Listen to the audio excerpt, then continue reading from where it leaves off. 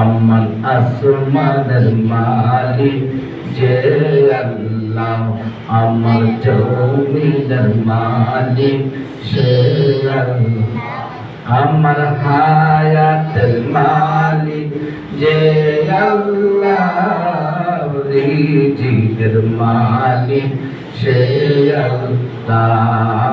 লা ইলাহা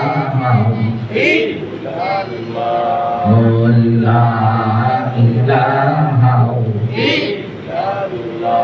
লা ইলাহা ইল্লাল্লাহ, লা ইলাহা ইল্লাল্লাহ, মুহাম্মাদুর রাসূলুল্লাহ,